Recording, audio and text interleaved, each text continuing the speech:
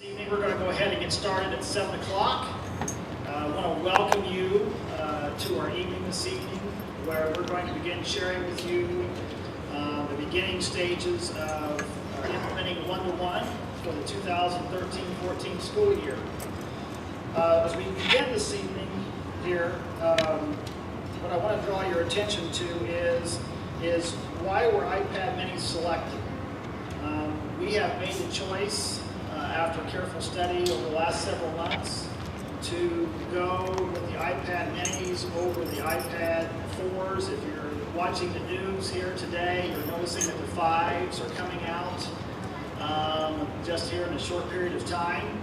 The iPad minis and the iPad 4s and 5s have the same operating systems that are part of how they function.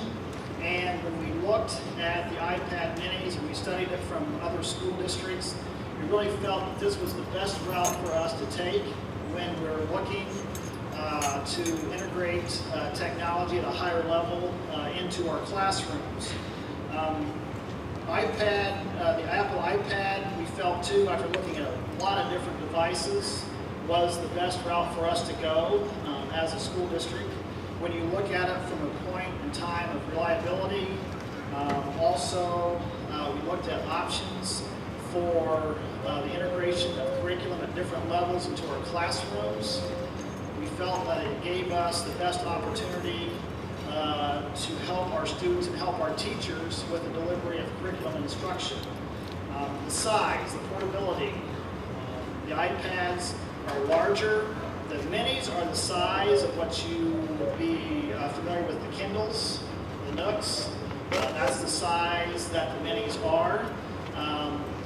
When we looked at that, and you think about book bags, you think about taking them to and from school, about carrying them along with you, we really felt that it was in the best interest of our students to help them. We were thinking about size of hands and operating these devices, that we stayed with and decided to go with the minis. Obviously, the cost had to take you had to take that into account.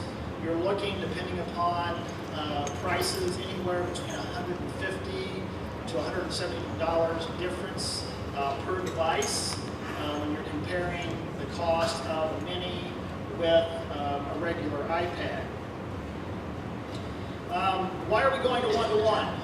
Why not continue to teach as we always have been? Why would you want to change direction of scope of how we're delivering instruction to our students?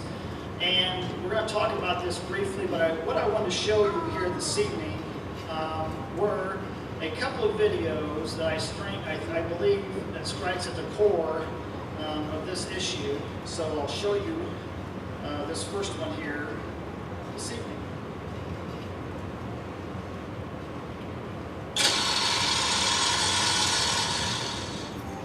Technology in the classroom has certainly changed.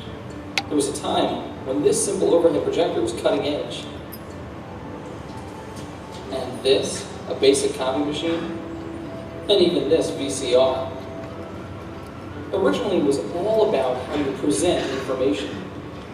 But now, it's all about how you access information. Thanks to the internet and technology, you can make active learning interactive learning and create almost anything.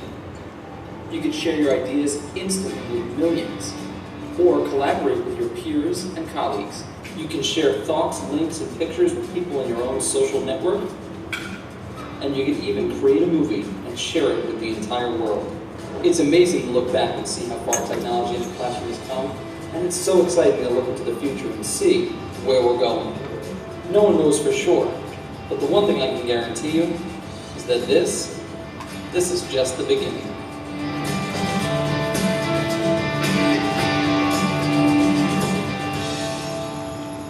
So what we're really trying to drive at is, how do we make learning more interactive in classrooms, whether we're in kindergarten or we're seniors in high school? How do we go about making education and learning as interactive as possible.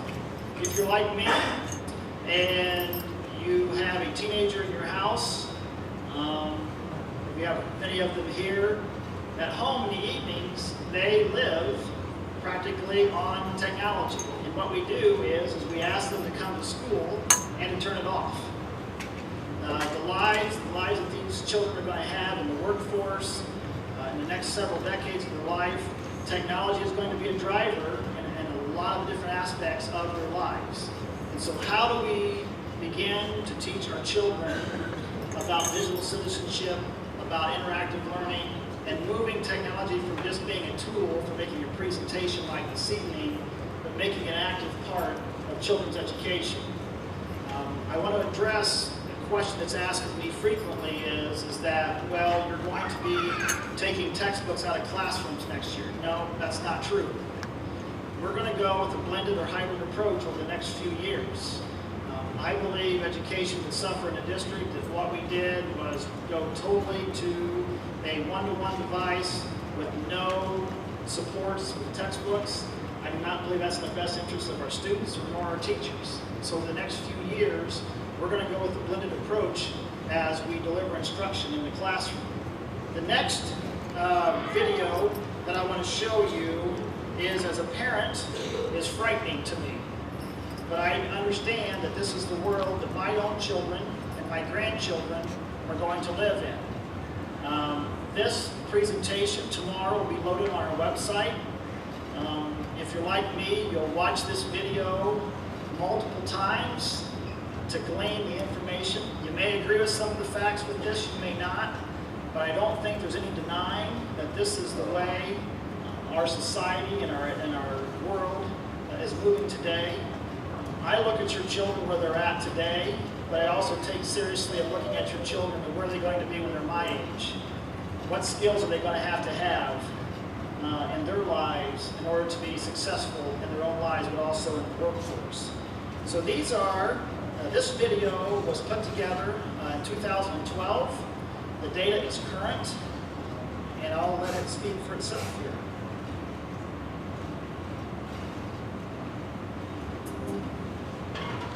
Hey.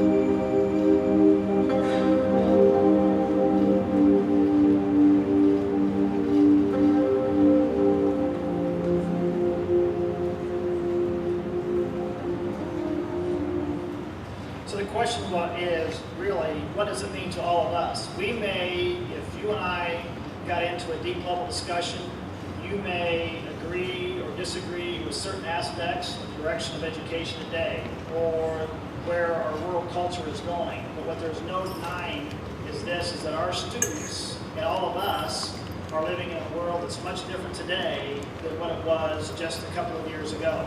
I had the great opportunity of talking with a businessman from Marion a couple of weeks ago, who told me, who owns several different buildings for his customers, that he has overbuilt because his foot traffic has shrunk greatly, even though his profits and revenues are up. While his business is moving to more and more online, and now he's concerned with the buildings that he has and what he is doing, when his whole entire business within just about a year's time has shifted greatly. This is the world that us as adults live in today. I don't think we can even possibly imagine that world for our kids. And when you look at some of those numbers about holding 10 to 14 jobs before they're 38, some of us have 1 in 5 workers has worked, in a place, you saw that less than 5 years. Our students will change careers multiple times in their life. So how do we best prepare them to work in this ever-changing world? And so this is our first step of attempting to make our classrooms much more interactive than they currently are. Do we have to take small steps in the process? Absolutely. Can we completely go away from what we're doing today? No. But we can begin to make steps to help our students and help all of us through this adjustments that we're having. So what you want to know, or what are some of the details? How is this going to work? Well, what you're going to find out tonight is at the end of this presentation, we have a frequently asked group of questions. And I encourage you tomorrow to go on there and look at those. There are 35 of them today. This list will never get smaller because this list grows on what questions that people ask me or ask their teachers. And what I want to know from you is what questions do you have beyond this evening that you haven't learned about that you want more information on. Our website is going to evolve with this, but you can find, this is just one of many questions. I just pulled a few out to share with you this evening. Will students be able to take their iPads home? Yes. But if we have issues, we'll pull back and have the iPads stay at school. What I mean by this is that I, to this day, being very upfront and honest with you, I'm struggling with the decision kindergarten through second or third. Who are going to be our most proficient users really early? Our kindergarten through second, third. I've got a niece that's in preschool that can operate this device quickly, and it's very good at it. Well, if we're using it as part of our interactive part of our education, what I worry about is losing it. What I worry about is things like that, and comparing that against the value of the student having access to it 24/7. So your input to that, if you have thoughts about that, to me, is really important. This is the number one question I am asked on a continual basis. And it's very, very important that you understand this piece. Do I expect maybe we'll fully understand it this evening? No. But when we hit this 2 or 3 times, I think you'll become more and more comfortable with it. We have worked it out that any filters at school will be on the device, even at home. So the same filtering system that your students have here at school will be the same filtering system wherever they operate this device. I don't care where they're at. Now, if you want to get into a real technical question about it, you want to have a conversation, I'd love to have it with you. But the bottom line issue is this, is that I couldn't, in good conscience, move forward until we had this issue addressed. Can I ensure that your students will be protected anywhere they're at going through that? Now, down here at the bottom, when you see this presentation, you can still surf the net. And you see this at home, you can do that. But here on the left, what I'm showing you is That's where you go someplace that's been restricted. You get a login screen. You can't get there. Now, Facebook is pretty simple. I want to emphasize this to you. This is a critical piece of information.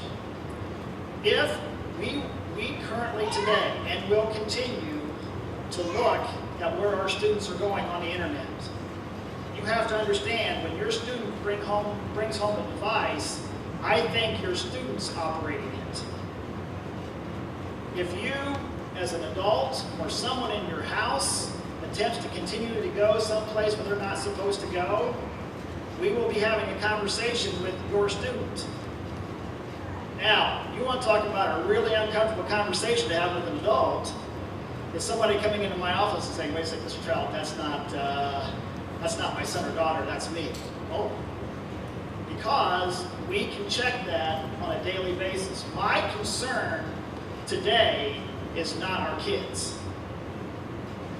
I'm to the point where I can rest in comfort knowing that we have your students protected. My concern is when I'm checking devices and this device is continually attempting to go someplace that's not safe, and I'm having a conversation, or our principals are having a conversation with the student, and it's not the student. So that's where, if you want to know a superintendent of the school district, where I'm concerned about today, that's where I'm most concerned about, is that our students will have a pretty firm grasp on that piece. But that's what I want you to be aware of, is that I can't delineate who is on the device. All I know is that device is in the student's name. We're going to be tracking it, filtering at all times. It's peace of mind for you. It's HIPAA compliant. You may not know what HIPAA means. We talk about that a lot. That's the Children's Internet Protection Act. I'm following all the rules and guidelines with that. You may say, I've heard surrounding school districts that are having problems with students being places on the internet that they're not supposed to be. Yes. Are they using this device? No. I will tell you, as superintendent of the school district, unless I could do this, we wouldn't be moving forward. If you would like to see how it's ran and you would like to come into my office, I'll show you how this all works, because you being comfortable with your students being protected is very, very important. But this is by far and away the #1 question that I am asked on a continual basis with this. What if the student doesn't have internet at home? We are aware of this. You may have internet at your house, but it's still dial-up. That's slow, and that's causing some problems. We are aware of this. Doing trainings with staff, we have just begun the whole piece of how do we assist students who will need to download information at school, work on items at home, bring it back to school, and download it from there. There are 2 different ways that we're working on right now. One is set up, one is still in the works with that. But let me assure you, is the simplest way for me to tell this to you is this. Your student will have opportunities to download the information they need for that evening while at school.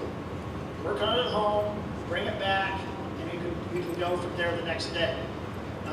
If you do not have internet at all, if you have dial-up, that still may be really slow, and it'll be incredibly frustrating to the point where you're just saying, this is not worth it.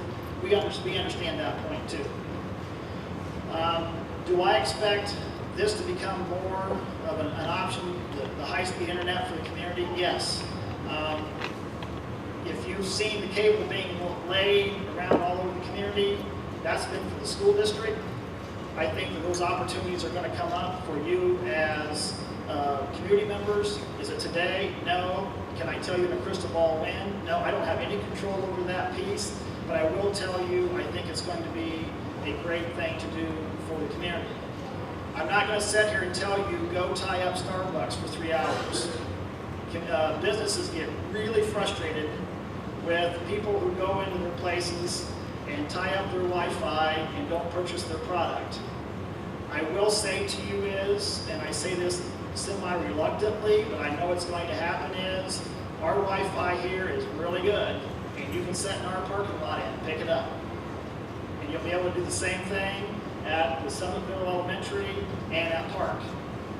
And so we're going to have to take into account those issues when rural school districts across the state were doing similar things to us are telling me, John, your kids, you'll be amazed how they're going to access the internet, because that's another way that's going to happen. We're looking at extended hours at the schools. Do I have those set today? No, but we're looking at it from a multitude of direction there. Dates of deployment. When do students get these devices? We're going to do registration different this year. The last 2 years, many of you have told me how frustrating it is to go to Summitville Park, and then come to junior high, high school, and travel all around. So we're going to do registration next year at one site. We're going to do it here. That way, when you come in to register, you're going to register for all buildings, one location. We're going to go through, we've got a process in place today where we're going to hand out your devices. We're going to go through an hour-long training session. We're creating that for you. Do I think you're going to come proficient in an hour? No. Do I think that some of you are already proficient, you can teach us? Yes, you probably could. But what we are going to do is help you with that, and we are going to have set up an iBook for you. We'll show you how that's all done. I don't want to read it to you. I don't want to bore those of you who can teach me things, but I know we have people who are not comfortable yet, and we're going to get you there. And we'll take the time in order to do that. This is coming home, by the way. We have a letter that I have put, it's going to be part of the school board agenda Tuesday night, that will be coming home on June the 7th when we mail the report cards home. All this information and details will be coming home with the report card that day. So you'll get it's a page-and-a-half letter from me describing all the details of registration. Costs. Second biggest question everybody asks me is this one. How much is it going to cost? On the left-hand side, what you'll see is the current book bills for the 12-13 school year, including the mini for next year. There is the cost of it on the right. Now, that takes into account the $50 that's included in that fee. I will tell you, in working through this for the 4-year lease, I do not anticipate the cost on the right going up during that point in time. I think we've got this figured out and managed to the point where what it'll be is those will be the cost with that. I have received a couple of phone calls asking me questions about the cost with this. I would encourage you, if you have specific questions about that, please call me. What I will also tell you is that if you're part of the free reduced lunch program, that cost is also included in this piece, meaning that is, if you have costs that are reduced, the entire cost of this will be reduced. If the textbook rental is free for you, it'll be free here also. So this is included. We are following the state guidelines with this, cost with that. But please, if you have some very specific questions that you would like to have answered with this, don't hesitate to email me or contact me. I'd be happy to talk you through that. What's included in the cost? Well, included in that cost is the device, the charger that comes along with it, the cover, and the mobile device management app. What in the world is a mobile device management app? What that app is that teachers and parents, this is the third most frequent question I have is I know my student, John, what they're going to do is they're going to go into class and they're going to be messing around with everything else they're supposed to be doing other than doing what they're supposed to be doing in class. Well, students, I have really bad news for you here this evening is this device, this app here, will allow the teacher to control what parts of the iPad are accessible during his or her class period. Okay? Love the smiles on the students' faces. Okay. So what that means is, as parents, is I want you to know, I understand that our teachers have a learning curve in this also. And I also know time on task is critically important. And eventually, the longer we go, I think the more comfortable we're going to be with this. But to rest assured for you as parents is that keeping your son or daughter on task throughout the entire class period is important. So, I know some kids, I've heard them say, man, I'm excited because I heard that, this is going to be open to me and I can Twitter and I can use Facebook and I can do all this stuff. Well, sorry. Yes, you will sometimes, but I will tell you, we're teaching your teachers how to use this the first week of June. So, this is going to be a piece of that, of your device. So, what do I envision a classroom looking like? What do I, and so what we did is we looked for an example of a classroom where students are integrating technology at a higher level. These are kindergarten students. Now, do I believe that juniors and seniors in high school can do the same thing? Yes. When implementing one-to-one, here's what I have to be cognizant of. Our juniors and seniors are going to be at a different comfortability level than our second, third, and fourth graders. Meaning is this. Juniors and seniors have been going through school 11, 12, 13 years. They have been conditioned to do school one way. Probably the hardest group to adjust to some of this is going to be older students. With scholarships on the line, SAT scores, all those type of things going on, we can't afford, when I say doing a blended or hybrid approach, to pull those textbooks and do away with labs. That stuff's not going to happen. Their school is going to look a little different next year, but there's going to be a lot of similarities. We've got to be able to transition into this through the years, not just all of a sudden. But as I show you this kindergarten class, this is a class. It's a cute video, but I believe that this is what a class can and will look like for us in the near future.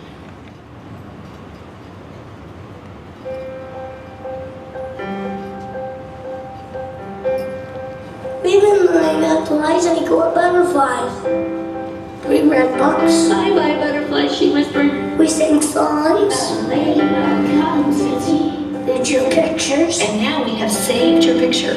We saw a real life chrysalis. We did some research in our garden, taking pictures and videos of their habitat. We really learned a lot. Take a look. Did you know that there's over 300 different types of butterflies? Did you know butterflies get nectar from the flowers? Did you know that butterflies eat until they're full, then they go into chrysalis? We learned so much we want to share it with others. So we didn't know how, so we asked our friends. Take a picture of it and show somebody. We could use ourselves to tell it. We could put it on YouTube. We could put it on the internet. We could take pictures. We could put it on TV.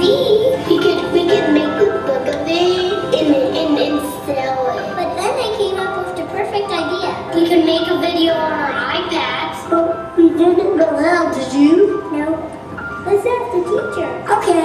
Goes right to where you edited it, doesn't it? Yeah. We asked the teacher, and she said we could learn how to do iMovie. Okay, well let's add one of these butterfly pictures. Where is it going to go in our movie?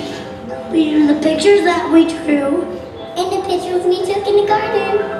We even added our voices on top of them. This is a picture of Foster talking about the chrysalis. And then we watched our movie on iPad. And then we did it on a big screen. Alright, do you guys want to watch it?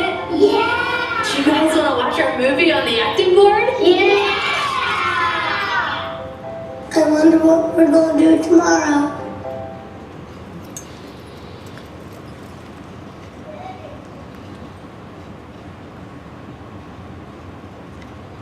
So, a couple of the questions that we have, and then we're going to go through this here this evening. Melissa, am I still working here? Thank you.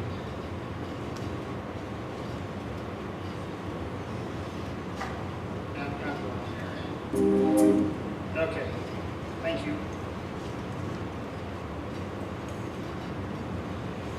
I'm learning too.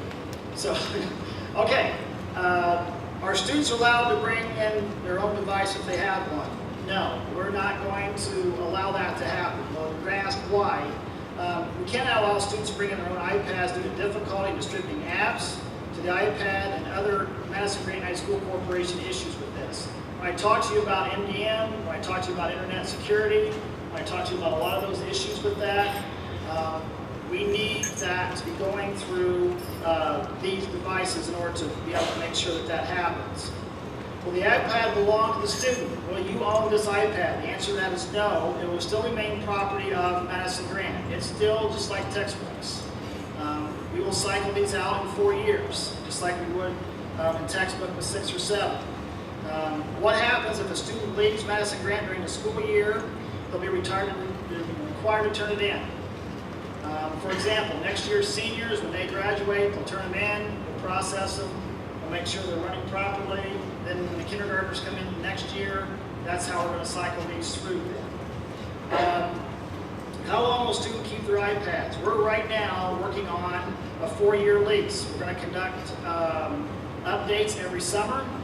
As a matter of fact, we're ordering our first batch here in the next couple of weeks.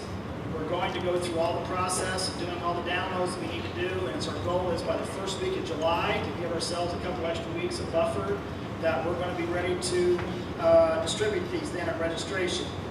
What happens if my iPad stops working?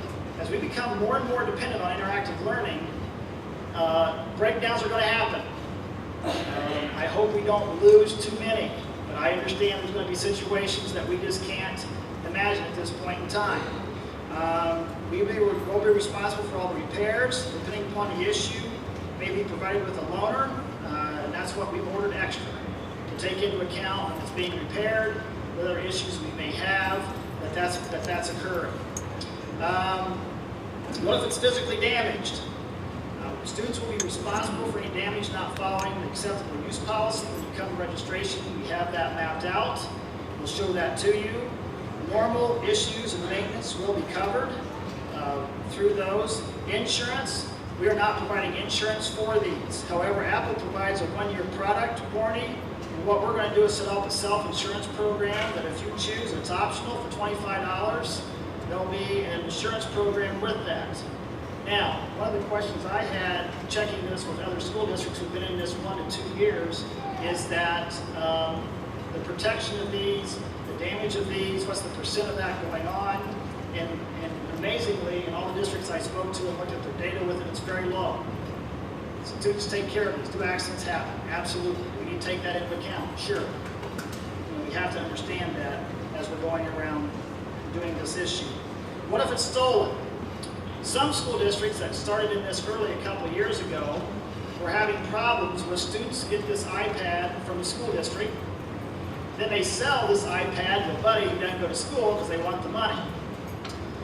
Well, how you can combat that is that if your son or daughter's iPad is stolen, what we can do is remote lock it down. So if I'm a student and I sell my iPad to my friend who goes to another school district, and we catch that and know that, we'll lock it down and it can't be started. It's not useful. It just will not work along the way. We can also track these. So there's a way that we can go ahead and not only lock them down, but we can also track them and run them down. So I think that will help us take care of the issues that come up in this area. This is registration. Again, just a reminder to you, much more detail will be coming out at that point in time. This is just an overview for you this evening.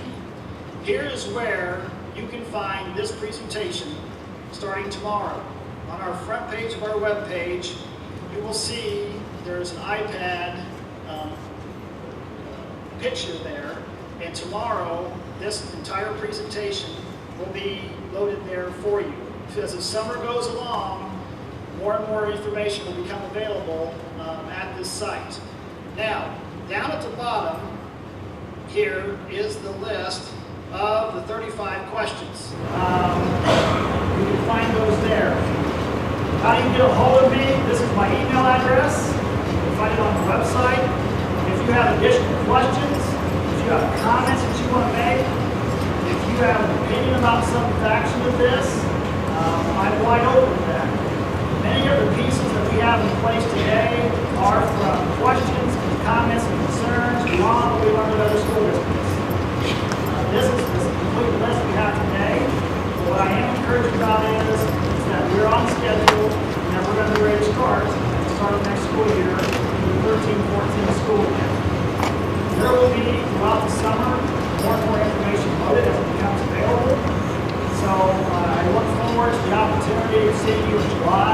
But also, don't be a stranger with me. Let me know what your comments and questions are, because it will help drive a lot of what we're doing here today.